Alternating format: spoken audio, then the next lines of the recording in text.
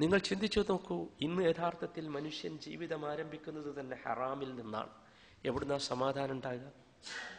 അല്ലേ? അല്ലാഹു തആല പഠിപ്പിച്ചു,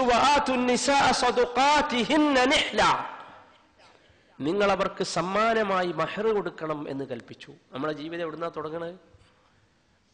ഞാനിത് പറയണ്ടല്ലോ പച്ചയായി. ജീവിതം ആരംഭിക്കുന്നത് ഇതിന്റെ നേരെ വിപരീതമായ അവസ്ഥയിൽ നിന്നാണ്.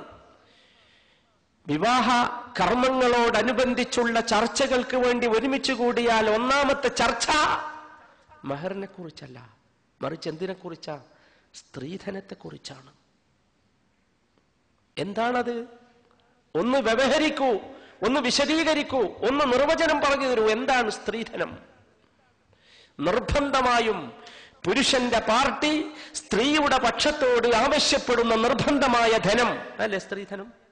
ആണല്ലോ. ശരി, ഒരു മുസ്ലിമായ മനുഷ്യൻ ചിന്തിക്കേണ്ടത് ഈ ധനത്തിൽ നിന്നാണ് തന്റെ ജീവിതം അവരാരംഭിക്കുന്നത് എങ്കിൽ അതാണ് ഒന്നാമത്തെ നിബന്ധനയായി പറയാനുള്ളത് എങ്കിൽ ഉറപ്പാ ജീവിതത്തിൽ ഒരു സമാധാനം ഉണ്ടാവും.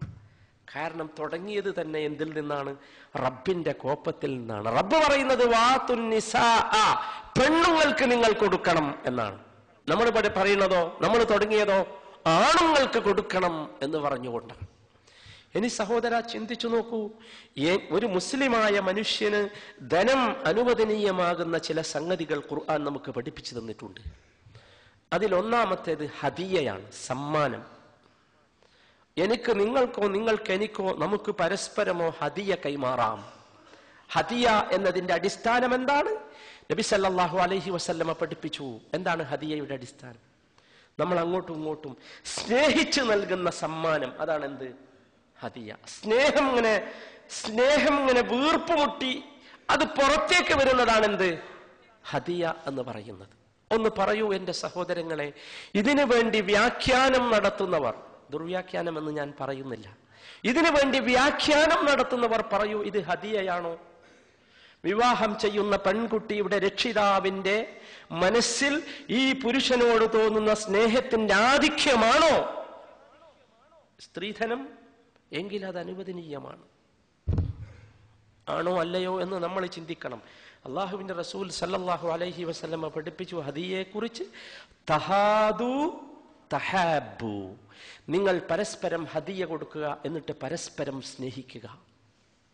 ഇവിടെ എന്താണ്?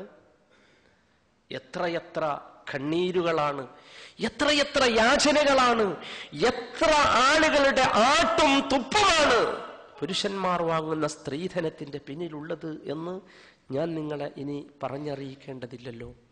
അതുകൊണ്ട് സഹോദരന്മാരെ, ഹദിയയല്ല എന്നത് നമുക്ക് ഉറപ്പാണ്. പിന്നെന്താണ്? ഹലാലായി കിട്ടുന്ന രണ്ടാമത്തെ വിഷയം ഒരു മനുഷ്യന്റെ അധ്വാനത്തിന്റെ ഫലമാണ്. ശമ്പളമെന്നോ വേതനമെന്നോ കൂലിയെന്നോ ഒക്കെ പറയാവുന്നു. അതാണോ ഇത്? അല്ലല്ലോ. മൂന്നാമതായി ഇസ്ലാം അനുവദിച്ച ഹലാലായ അനുവദിച്ച മാർഗം, പണം കിട്ടാനുള്ള മാർഗം കച്ചവടമാണ്, വ്യാപാരമാണ്. കച്ചവടമാണോ?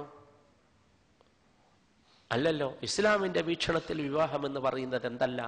കച്ചവടമല്ല. അപ്പൊ സഹോദരന്മാരെ, ഞാൻ പറഞ്ഞു വരുന്നത് ഇതെന്റെ വിഷയമല്ല. ഞാൻ പറഞ്ഞു വരുന്നത് കുടുംബജീവിതത്തിലെ സമാധാനം ഉണ്ടാകാനുള്ള വഴി അള്ളാഹുവിന്റെ പൊരുത്തത്തിൽ നിന്നും അള്ളാഹുവിന്റെ തൃപ്തിയിൽ നിന്നും ആരംഭിക്കുക എന്ന